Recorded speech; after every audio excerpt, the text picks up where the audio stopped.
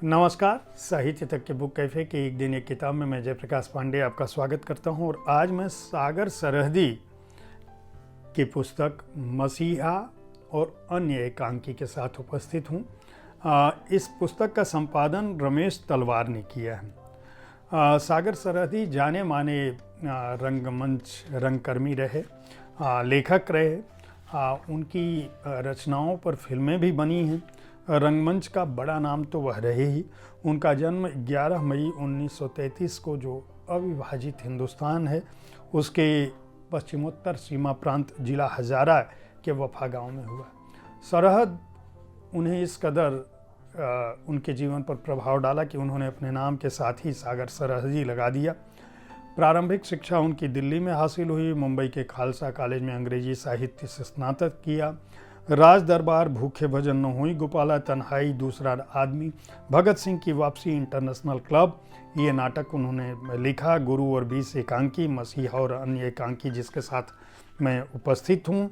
आवाज़ों का म्यूजियम, जीव जानवर, सागर यारा ये कहानी संग्रह रहा है। कभी कभी सिलसिला, दीवाना, नूरी, अनुभव, जिंदगी, चांदनी, फासले, रंग कहो न प्यार है। इन फिल्मों का लेखन भी सागर सरहदी ने किया है। ये फिल्में किस तरह की रही हैं आपको पता ही है। जानी मानी बेहद मेगा हिट फिल्में रही हैं। तेरे शहर में बाजार, चौरस, ये बहु प्रशंसित फिल्में और कई धारावाहिकों का इन्होंने निर्देशन भी किया है। सामाजिक कार्यकर्ता रहे। 2021 में हमारे बीच से चले गए सागर सरहदी, लेकिन उनका जो यह एकांकी संकलन है, यह आज के मुश्किल दौर में, यह जो एकांकी संकलन है उनका, यह आज के मुश्किल दौर में लोगों को एक दिलासा देता है, एक हौसला देता है।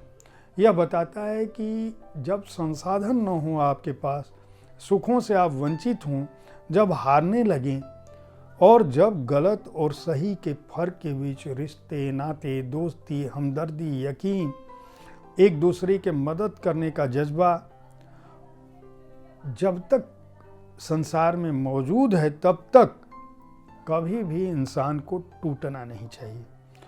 उनके जो एकांकी संकलन है वो गरीबी, बेरोजगारी, भुखमरी, पीड़ा, पछतावा, अकेलेपन के बीच जब आपको अपने प्रति संबल न बचता हो तब भी परेशान किरदारों को कहीं न कहीं एक दिशा देते हैं।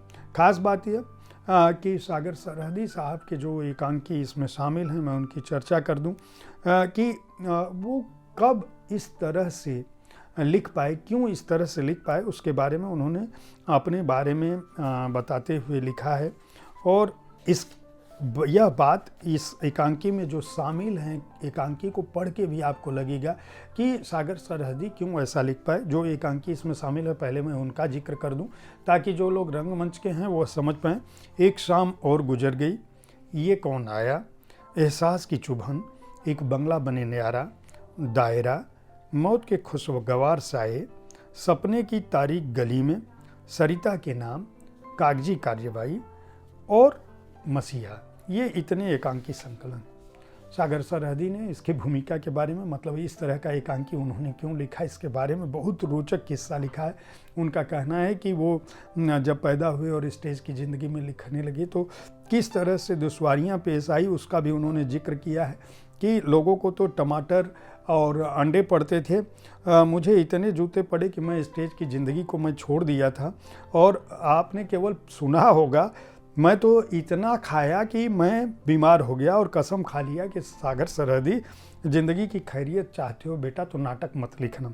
लेकिन ये नाटक से मेरा शुरुआती इश्क था। इसके बावजूद स्थिति ये हो गई कि मुझे ये पता था कि मैं देश की इकोनॉमी को जानता था और चूँकि जब नाटक में नहीं लिख रहा था तो कैफी आदमी को ये पता था कि आने वाले समय में जूते महंगे हो जाएंगे, टमाटर शहरों से गायब हो जाएंगे, पत्थर भी किसी तहजीब याफ्ता शहर की सड़कों पर नहीं मिलेंगे। इसलिए उन्होंने मुझे प्रेरित किया कि बेटा सागर सरहदी तुम फिर से नाटक लिखना शुरू करो।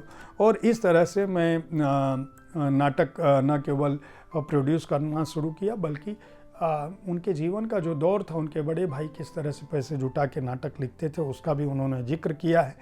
कितनी बार ज़िंदगी में नाटक जब प्रोड्यूस किया और उस पर जो है बहुत शिकायतें हुई, या उसे प्रोड्यूस करने के दौरान वो बदहाली की ज़िंदगी में जब थे और उन्होंने कसम खा ली कि नहीं, किस तरह से रात में उन्होंने अपने दोस्तों को परेशान किया। कुल मिला जुलाकर जिस तरह से सागर सरहदी की एकांकी मज़ेदार है, उससे कम मज़ेदार उनका यह किस्सा नहीं है जो उन्होंने अपनी बात में लिखा है। इस अपनी बात को वह इस संकलन में शामिल एकांकी के उल्लेख के साथ कि किस एकांकी में क्या है और उन्होंने क्यों लिखा और कैसे लिखा, किस तरह से बदहाली मुफलिसी का दौर था, इसके बावजूद वह नाटक से अपने प्यार को नहीं छोड़ पाए। उन्होंने फिल्में बनाई, उनका समय बदला, लेकिन वह रंगमंच से कभी अपने पूरे जीवन अलग नहीं हो पाए। और उन्होंने ये लिखा है, आखिरी पंक्ति जो अपनी बात में कहा है, कितना हक अदा कर पाया यह नहीं जानता, लेकिन सिर्फ इतना कह सकता हूँ, है जुस्तजू की खूब से है खूब तर कहाँ, है जुस्तजू की खूब से है खूब तर कहाँ, और ठहरती है देखिए जाकर नज़र कहाँ। अगर आप रंगमंच के अच्छी एकांकी के अच्छे नाटकों के शौकीन हैं तो इन एकांकियों की खास बात यह है कि इनका मंचन भी बहुत सहजता से किया जा सकता है, इन्हें पढ़ा भी जा सकता है किताब में, और इन्हें पढ़ के आप न केवल अपने समय में बल्कि अपने समय की विसंगतियों से भी दो चार हो सकते हैं। अगर आप एकांकी पढ़ने के शौकीन हैं, रंगमंच के शौकीन हैं, अच्छे नाटकों के शौकीन हैं, तो सागर सरहदी का मसीहा और यह अन्य एकांकी आपको ज़रूर खरीद कर पढ़ना चाहिए। इस संकलन को राजकमल पेपरबैक्स ने प्रकाशित किया है। मूल्य 250 रुपये है। मैंने पहले ये बता रखा है कि एकांकी में कौन कौन सी एकांकी शामिल है इस संकलन में। पृष्ठ संख्या है 184। उम्मीद है साहित्य तक का यह एपिसोड आपको पसंद आया होगा। इस कार्यक्रम में आप किस तरह की पुस्तकों की चर्चा चाहते हैं, इसके बारे में अपनी राय से ज़रूर अवगत कराएं। हमारी कोशिश होती है कि विविध विधाओं की पुस्तकों के साथ आपके पास पहुंचूं, ताकि आपको अच्छी पुस्तकों के चयन में आसानी हो। देखते रहें साहित्य तक। धन्यवाद।